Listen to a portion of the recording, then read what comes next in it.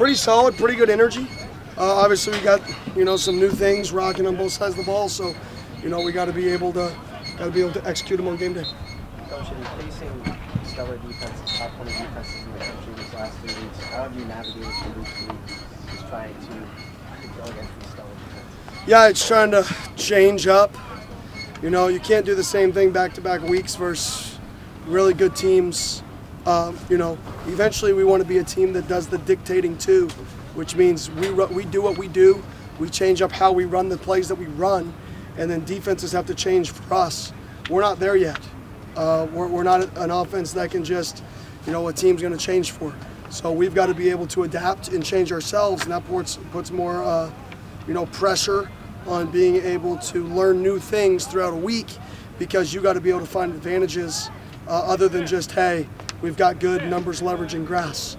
You got to be able to find some different advantages, some unique advantages. So challenge the players to really dial in mentally and be creative and go out there and execute on Saturday. Have you coached anyone as broadly versatile as Scatterboo, from the punting to how he throws the ball and the running back stuff?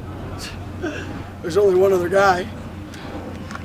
It'd be Jordan Travis or Bo Nix. They can both punt, they can both throw, they're both going to run 4.5.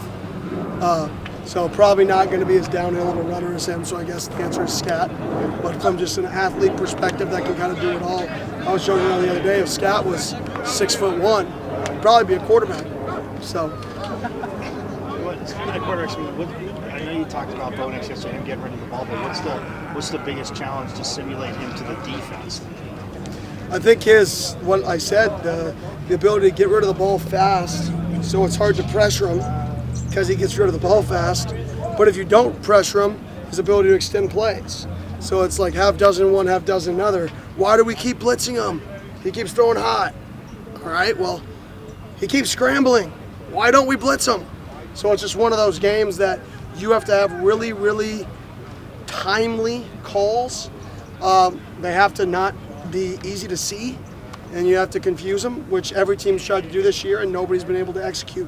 So a great challenge for our defense to go out there and try to execute a plan to really kind of make him uncomfortable. Coach, the goal of any game usually is to make a team one-dimensional. But when a team is as good as Oregon is on both sides of the offense, and if you take Franklin and Tez out of the game, they have Bucky Irving coming out of the backfield, who's a really great player as well. Just what are the challenges of trying to make Oregon one-dimensional, and is it even possible? Not really possible. The goal is to take away what we believe are their strengths, right? And they've got a ton of strengths. But to take away what we think are the plays and the philosophy that gets them into a rhythm. And if we can take away the plays that get people in a rhythm, then maybe the explosives won't happen as much. But to say you're going to take away everything is fool's gold. To say you're going to take away and make them one-dimensional is not going to happen, because they'll just run the ball for 340 on you. If you want to take away the pass, throw it for 460. So you've got to be able to take away what you want to take away in different situations in the game with disguises that they don't know what we're trying to take away on that play. So it's not going to be a game where we try to say, hey, take away their X receiver, or take away their A, or take away the Bucky. This is a game where we got to mix up what we're taking away based off of film study, and then make them not understand which guy we're trying to take away. Coach, how do you think Jaden has looked these last 2 practices? Yeah, he's throwing the ball really well. Obviously, he's not going to be ready this week to play.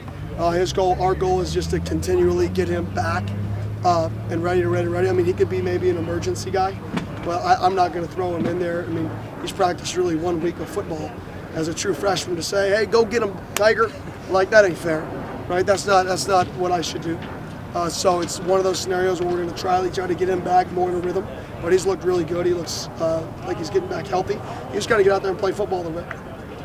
I know still 2 games to go, but at this point in the season, is there a player who has just stood out to you as just almost like most improved, or just someone who from day one to now just looks like a different player in your eyes? Day one to now looks like a different player. I mean, I think Shamari, his growth throughout the year, adapting to the speed of this level and then becoming a really good player quickly.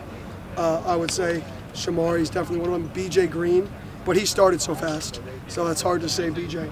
So I think there's a few, but those 2, come to mind quickly. said it was available the other day, how you allowed him to be free in the offense and that you really appreciate that.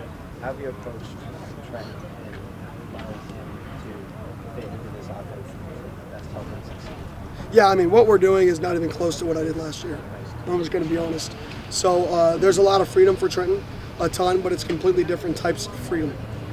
Completely different types of freedom. I mean, I couldn't even put on the film of what we're doing right now and compare it to what I did last year.